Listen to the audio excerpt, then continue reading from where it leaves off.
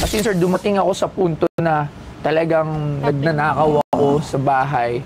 Nangungupit ako, binibenta ko ultimo t-shirt, sapatos, delata. As in, talagang worst to worst, sir. Tapos, I've been in rehab. Ilang beses? 2 beses sa Bikutan, tapos sa private.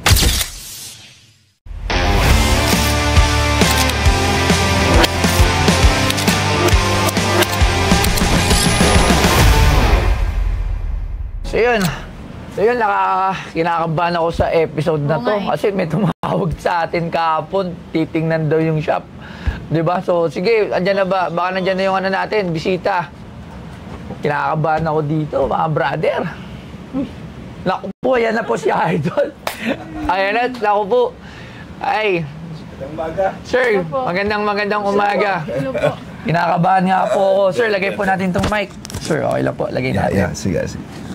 Actually, sir, talaga, inaabangan ko kayo, kinakabahan.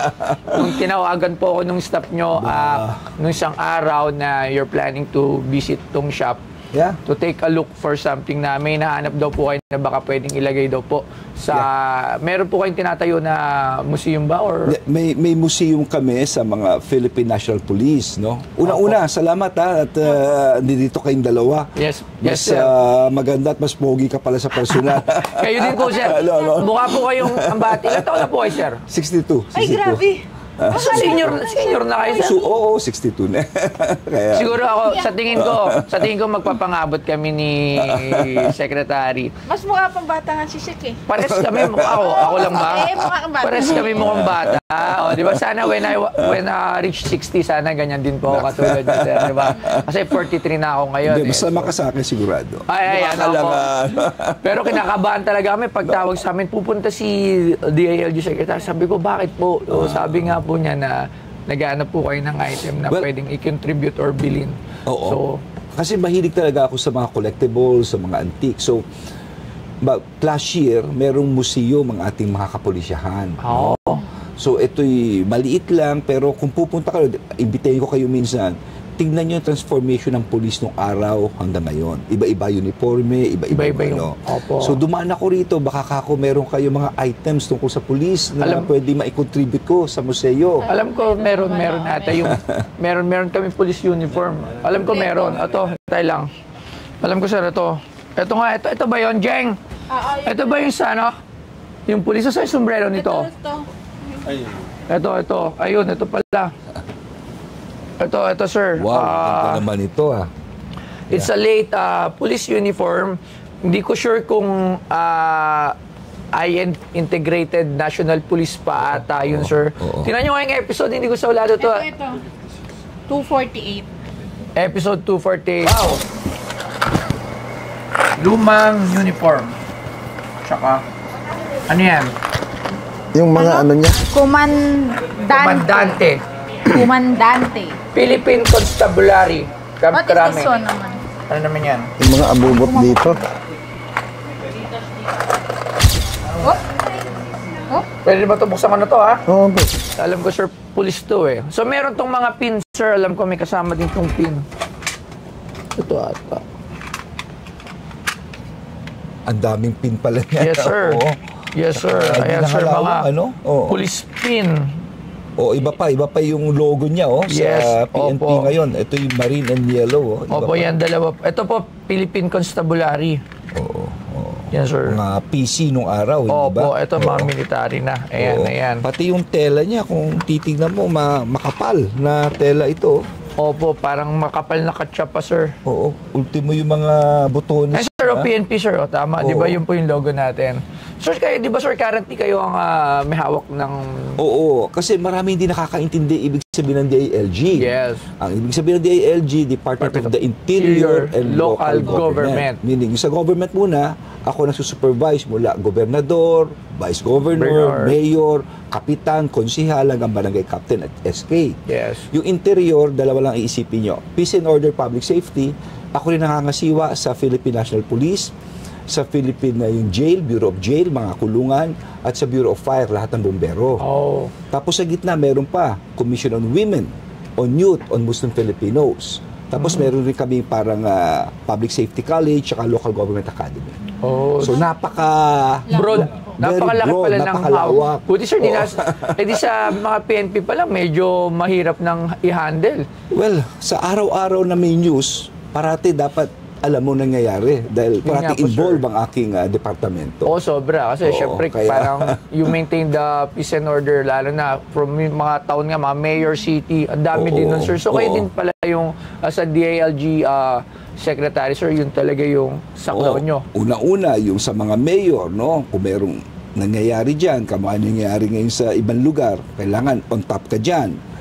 Pagdating naman dito sa pulis, yan, Lahat ng issue, sir, lahat mga kriminalidad, terorismo, droga, Droga. kailangan alam mo rin yan. No? Kasi ang isang lugar, kung magulo, hindi tayo papasukan, masama ekonomiya. They go Yes, sir. together. Di Tsaka ba? pag talagang takot din yung iba na magnegosyo, nakakatakot din lumabas. Totoo Buti nga. yun. So dati rin kayo mayor, sir, di ba? Tsaka sa Mandaluyong. Oo. Kasi napapanood kita, sir. Nakikita ko yung pictures mo kay Kyle. Actually, kay Kyle. Kyle, oo. Opo, kasi Kaibigan niyo si kaibigan Kyle, ko ha? po. Po, nakikita ko na may mga, sabi ko, uy, sana makapunta rin si DILG dito. So parang taga Mandaluyong po kasi yata si Kyle. So Oo. talagang nagko-collect din po pala talaga kayo. Nagkukulik ako dahil alam mo, nagsimula ako'y 32 years old, naging konsihal ako, and then 35 Opo, konsihal. naging mayor na ako noon. So, kung titignan mo, that was way back 1995. Nag-mayor po kayo. Nag-mayor ako 1998. So, 1998. 26 years ago na pala. No? So, Hanggang ilang halos term po? hindi pa yata kayo pinapanganak. Hindi, nung, ilang term po kayo ng mayor, sir? Marami, mga 5 term. 5 term. Tapos, Oo, dalawa, nag-MMDA tatlo. din po kayo, di ba, sir? Nag-congressman ako. Congressman. Tapos, nag-MMDA chairman MMDA. ako. Hanggang sa naging campaign manager ako ng ating Pangulo nung eleksyon. Ni Duterte. Ni BBM. Ni BBM. Ako natin ngayon si BBM. Kaya kala ko dati pang Hindi, ngayon ni BBM. Kayo po pala naging campaign manager. Oo. Pagkatapos noon, ayun, na-appoint ako na Secretary of the Interior and Local Government. So, mahaba. Halos tumanda na ako sa ganito. Kaya ngayon, Sa pagsilbi. Sa oo, kaya tingnan mo yung pag-servisyo. eyebag ko, makapal na. Kung Wala, minsan sir. yung tulog. Sir, matanong ko lang. Kasi sir, kanina nabanggit nyo, PT drugs, hawak nyo yung mga PIDEA, hawak nyo din yan. Mga rehab. Hindi, ang PIDEA, Office of the President. Oo. Iba po yan. No? Sila yung mga high value. Pero kami sa drugs talaga, dalawa yan Para kasing puno yan. No? May sanga yan. Maski putuli mo yung sanga, kung hindi mo inuugat, andyan pa yung puno. Yes, opo. Tama. Para sa amin, ang droga ay parang puno. Habang pinuputol ng pulis ang mga sanga at may tutubo pang bago pumalit, huli sila ng huli. Pero kami naman this is the supply reduction. Dapat tayo naman on the ground, yung tinatawag demand reduction, yung mga ugat. Yung mga ugat, yung mga big time na, yung mga... Ibig sabihin, isama mo ang simbahan, ang pamilya, rehabilitasyon, bigyan mo ng trabaho. Para magbago. Para magbago. Kasi ako naniniwala, ang tao may pagbabago Oo naman, sir. Ako, isang patunay ako, sir. Kung napanood niyo yung interview ko sa halos lahat ng mga talk show like kay Tony, kay Jessica Soho, I've been talagang worst to worst addict. Talagang, Ikaw? yes, sir. For mga 9 years, ganun. 13 Wow. years old hanggang Wow. 21. Tapos ilang beses po ako na-rehab. Kasi, sir, dumating ako sa punto na talagang nagnanakaw ako sa bahay. Nangungupit ako, binibenta ko ultimo t-shirt, sapatos, delata. As in, talagang worst to worst, sir. Tapos, I've been in rehab. Ilang beses? 2 beses sa Bikutan, tapos sa private. Naalala ko, sir, hindi pa therapeutic ang rehab nun, ha? Oo. Military pa. Oo, talagang military. yung mga mahihirap na mga pinagagawa sa amin. Pero, nakasurvive ako. Then, after noon, kasi hindi ako sinukuhan ng magulang ko Kumbaga, they give me a chance na magbago. Oo. Hindi nila ako pinabayaan. 'Di ba? So, sabi ko kaya ditong medyo na okay na po ako. Okay na. Kasi matagal na rin po ako, 2004 ata ako, sir, yung last ko. So, sabi ko nga, nung medyo meron ng konting pwedeng itulong, sabi ko talaga nagre-reach out ako, sir, sa Bikutan. I would like to have a speech there or pagpakain. Hindi, kukunin kita. Ha? Para, Ayun.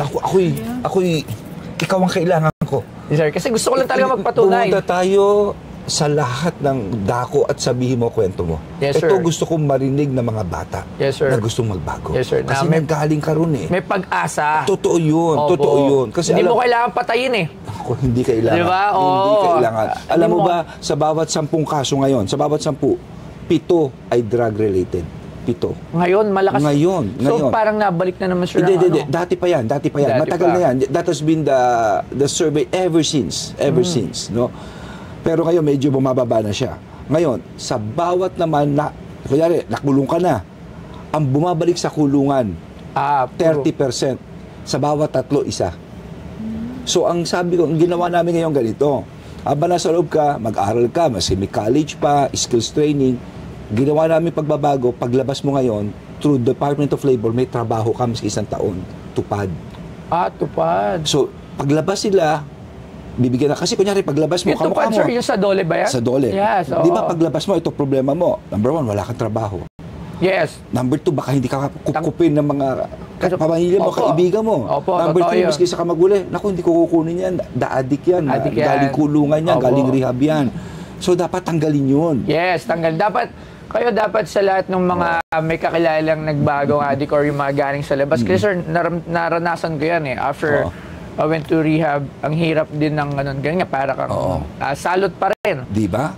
So, after nun, di balik ulit ako ng bisyo, sir. Tapos, alam niyo yung kusa na lang na pumitik sa isip ko. Sabi ko, di bang ginagawa ko sa buhay ko? Parang wala na akong mapuntahan. So, doon na, sir, nag-start din yung changes sa buhay ko na I decided na tama na to. Sobrang matanda na ako, wala nang nangyayari sa buhay ko. So, nag-work ako. So, tama yung sinabi niyo, sir, ang hirap mag-work nun. Wala kang makuha decent work. Kasi nga, adik ka, wala akong tinapos. So, usually, sir, mga adik kalimitan naman, yung mga kabataan niya, hindi na nakakapag-aral eh. Dahil sa pagbibisyo, di ba po? Tapos, yung iba naman na mga nagne-negosyante na mga nakapagbisyo, lahat nalulugi. Dahil puro palpak na yung ginagawa, ginagastos na yung pang-negosyo nila, di ba? So, anong break mo? Paano ka nakabalik, Toyo? Trabaho, sir. Binigyan ako ng pagkakataon na maging delivery boy ng sidecar sa tubig. So, doon ka nagsimula? Yes, sir. 90 pesos per day. Magkano? 90 pesos per day.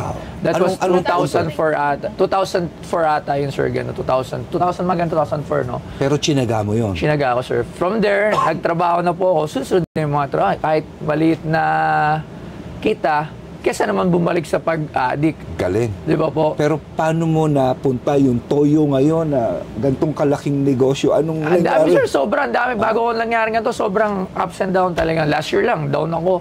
So ngayon, up ulit. So hindi lang tayo susuko. Lagi parang sa pagbibisyo, sir. Kaya yung mga addict dyan, kaya ako gusto magsalita, sir, dati. Dati pa, ilabas ko kinokontak yung bikutan. Hindi, kukunin kita ngayon.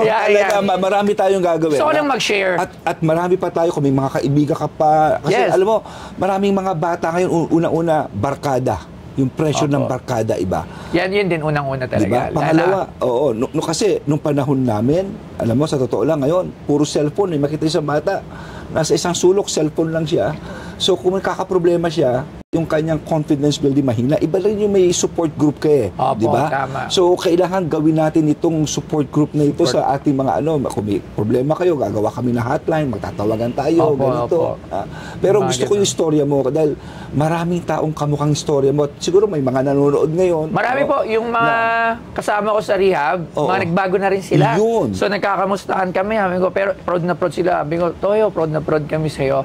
Sabi ko, pare-pares tayo nagkasama sa bikutan. Ang dami din namin po. Actually, minsan nag-set sila ng mga gathering nila. Sobrang busy ko lang.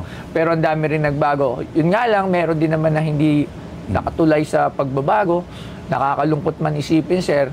Ang buhay nila, ayun, wala. So, nakakaawa. So, dun mo makikita, sir, na dapat kang magbago. Para sa sarili mo, tsaka sa mga mahal mo sa buhay. Hindi ka pwedeng forever na happy-go-lucky lang na bisyo ng bisyo, sir. Walang mangyayari sa buhay. At ang maganda rito, Toyo, na-experience mo lahat. Opo, lahat. From pagnanakaw. Lahat, sir. Lahat yan. Mga sobrang hold up. Kung may isang taong hindi nag-ano sa'yo, bukod of course sa mahal mo sa buhay, ay ang magulang mo. Yes, hindi po ako sinukuha ng magulang ko. Opo.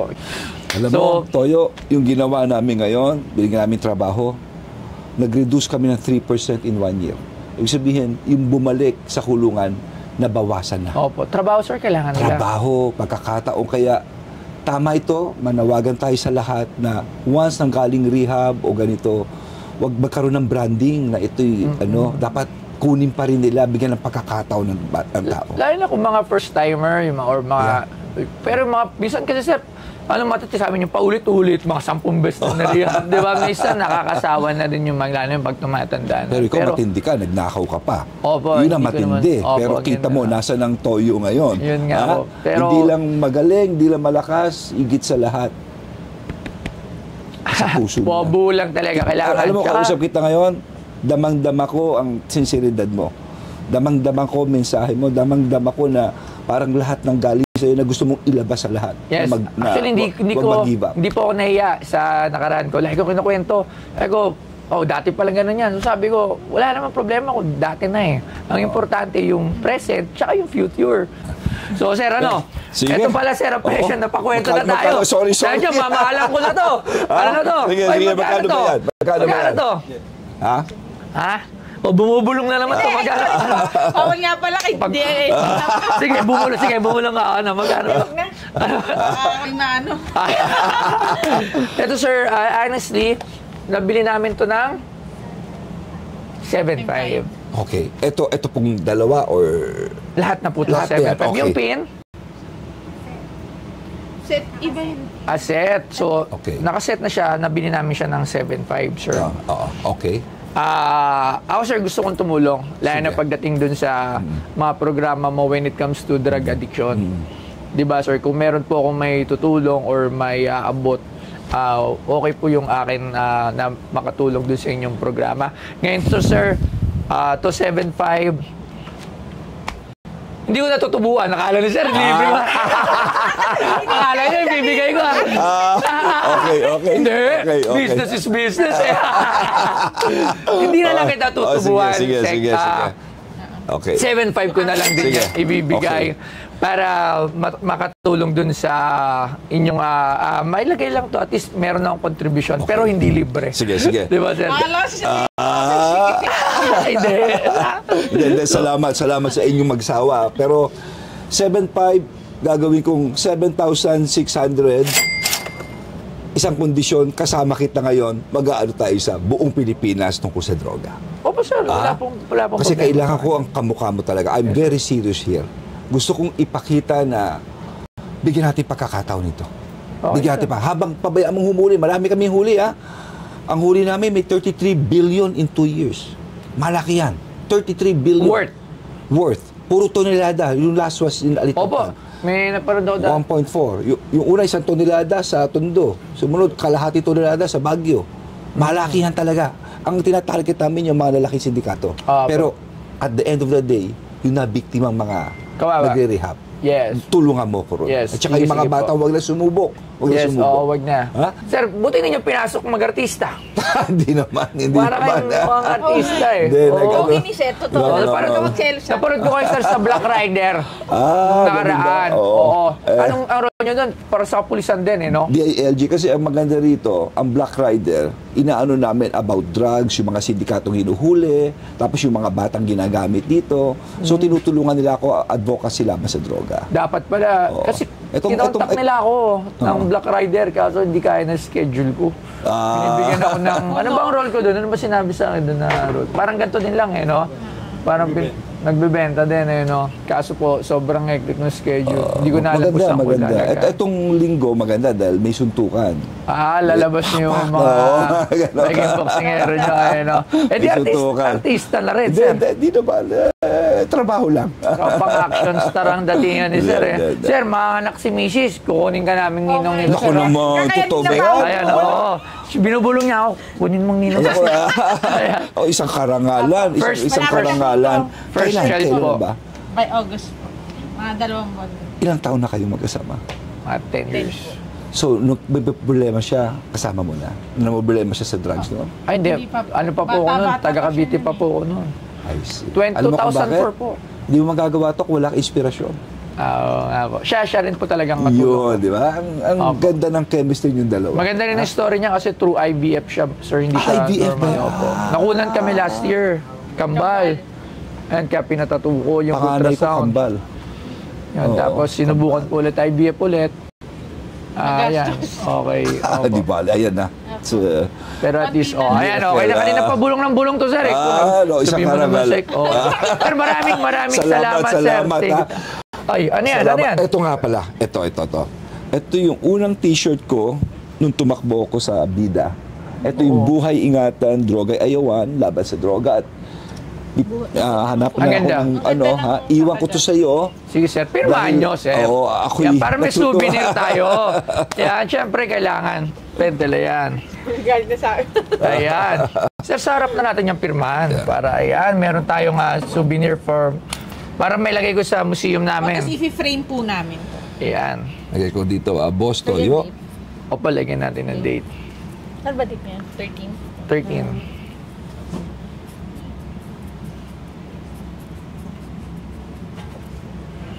Kapon nga, sir, lalapitan ko sana kayo. Naiya ako doon sa Carino Grandstand. Ganon? Oo, nandun din po. Judge po ako ng float. Oo, pinapunta po ako ni, Yusek.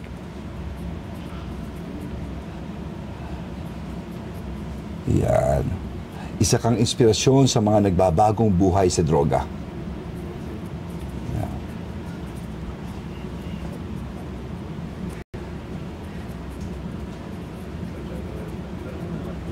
Ang galing mo. This is really from the heart, Boss Toyo, ha? Salamat po. Talagang, yung istorya mo dapat malaman ng maraming tao. This is usually what I do, Benhar lang, pero Pwede po pala hindi po official. namin. Ano ba? Tandaan nyo, pag nagsyabu, papangit kayo. 0613. May sira ang buhay nyo. 13, ano? Opo. Thank you. Ayan. Thank you po. Sir, maraming salamat. Nag-enjoy po kami dito at nawala na yung kaba ko. Dahil pupunta kayo, sir. Maraming salamat. Ha? Kumadre and kumpadre. ha? Yeah, salamat Thank po, you, sir. Thank you. So, 7-6, sir. Hindi ko ito Yeah. kakalimutan. Oo, At oo. dito libre. Pero thank you very much. Salamat. Salamat po. Thank you. Thank you very much. Well, yung deal na to ay napaka-swerte ko. Binigay sa akin ang puhunan ni Boss Toyo at tingin ko talagang napakamura. Pero ang pinaka-bonus ko rito, isasama ko siya at iikot kami para magsalita sa mga nagbabagong buhay na galing droga. Importante sa akin yun. Maganda na yung deal ko rito sa uniforming dadali sa museo. Higit sa lahat, magiging inspirasyon pa siya mga nagbabagong buhay.